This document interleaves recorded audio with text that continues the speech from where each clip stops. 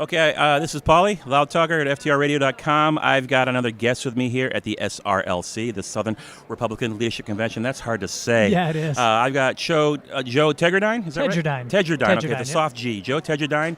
He is running in Mississippi, running for Congress, right? Yes, in the 4th District, South Mississippi. Fantastic. So I am from Texas. I'm not familiar with your district. Okay. So I'm going to kind of leave this to you and let me know what your platform is. So you're obviously a young man. Yes. What motivated you to get in politics and run? Well, it's. I think it's like a lot of people right now is very concerned with the direction America was going. Mm-hmm. And last year, got involved with the Tea Parties early on in February last year, and just wanted a voice to say, you know what, we've had enough of overreaching government and the overtaxation. Want to get policies that will help America be prosperous. And I'm a businessman. I have a background in international business and law. And a young family. I've got 4 children, been married for close to 12 years, and really concerned about what's the future going to hold for my children. Right. And basically wanting to have the country that I grew up and loved in to pass down to them. And I thought, if I stay involved just in my career and my personal life, I'm not going to have the opportunity to pass that country to my children because it's changing so fast and so drastically. And so we got involved with the Tea Party movement. And then as we started doing that, realized that our district, we've got a congressman who's a Blue Dog Democrat, served for 21 years, became very clear to me that he wasn't representing the people of Mississippi anymore. He's representing the career politicians, the special interests that he's become.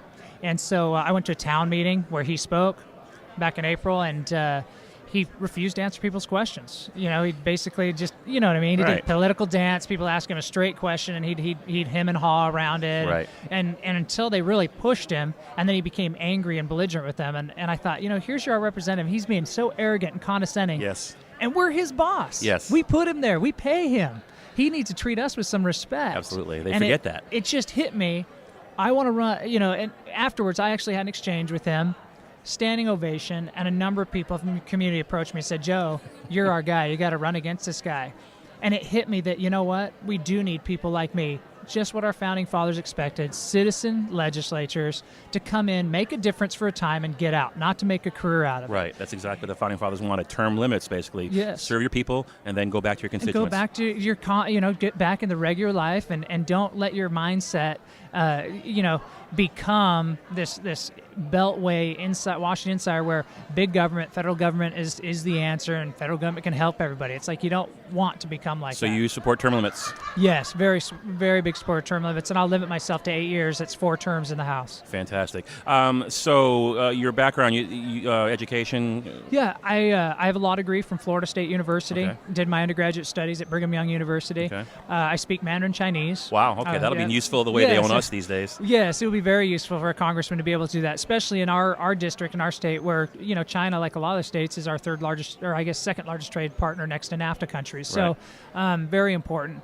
But yeah, I learned that while I was living over there as a missionary for a few years from a church, and done a lot of business over there. And so you mentioned before we started talking international trade or manufacturing. Yeah, What's your international manufacturing. We're the largest supplier of direct TV dishes and Sirius satellite radio. Wow, okay. That's what we do, and it's really given me a unique perspective because some people will say, "Well, Joe, you're part of the problem. You're shipping jobs overseas." I said, "No, I don't ship jobs overseas. The federal government does." Right. And we'd be able to be doing this manufacturing, doing a lot more in the U.S. if we could remove the regulations and the taxes that make us uncompetitive. Right. Because at the end of the day, it comes down to competitiveness. Right. And those who can offer the best quality for the best price are going to sell products around the world. And we can do that in the U.S. if we can get the federal government out of our business. Absolutely. So I've got to show the folks here, look at this family, this gorgeous family. My gosh, you are blessed. Thank you. You are blessed. So Thank you. Sorry, ladies. The blue eyes are taken, but you can still vote for them, okay? So other issues here, you're talking about term limits, limited government, fiscal discipline, strong defense. What's your stance on border security? We have to start enforcing our immigration laws, flat out. Let's start enforcing it. I've heard of an idea put out by Pat Buchanan, which I think is a great idea. Let's take the 30,000 estimated troops we have in North Korea or South Korea on the border of the DMZ. Let's put them on our border in Mexico. Yeah. Let's start being serious about enforcement, because it really comes down to, are we a sovereign nation? Do we run by an America First policy? Or do we run this apologetic, accommodate all policy? Right. And I believe in America First policy, and that means protecting our borders, protecting our sovereign rights in the world. And So we've got to enforce them. Fantastic. We just got to enforce. So how long ago did you decide? What month was it you decided to officially put your hat in the ring and actually run? May of last year. So what has that been like for you? I mean, you're a business guy, and then suddenly, bam, you're going to run for Congress. It comes as a major sacrifice because we have a system that's been built up where it really is run by big money, and to be working full time. I'm not independently wealthy. I'm not being bankrolled by somebody. So I got 2 full-time jobs. Yeah. And it takes a lot of time and a lot of sacrifice. And it's hard sometimes, but I think the realization that me and my wife have come to is that our founding fathers made tremendous sacrifices to establish this country. We've had, throughout history, people who made the ultimate sacrifice for this country. And so we decided, you know what? It's going to take time away from my family. Yes. It's going to take time for my personal pursuits. I'm a triathlete. Oh, my goodness. Not going to be able to do a triathlon for a while. I love to fish and all these things, personal things. We're putting that aside right now to make this sacrifice, and I think it's a worthy sacrifice. I think so. I've got 2 kids, 10 and 7. My wife's a full-time homeschooler. She was a public school teacher, and then she decided she's going to spend her time on our kids. Very cool. So she's home full-time, and when I started blogging a few years ago, it was just to help me vent, to get the frustration out in written form for the world to read.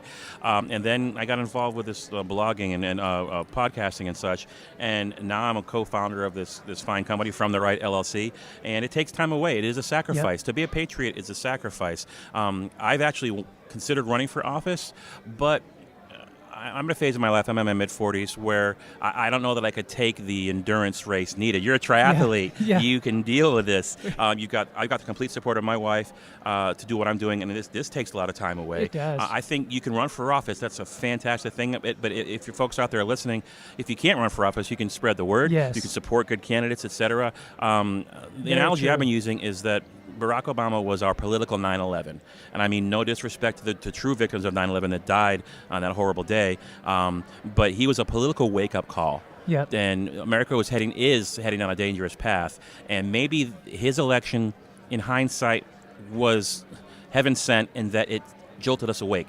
Oh, I think so. And got so. us focused on our founding fathers. I think so. I think so. Even with the passage of the health care bill, yes, I think people will look back at that history and say, this is the day we woke up. Right. I mean, this was the catalyst to make people realize this isn't the way we want America to be in the 21st century. And I think there'll be a lot of people like me getting involved. I know that I have a huge grassroots support.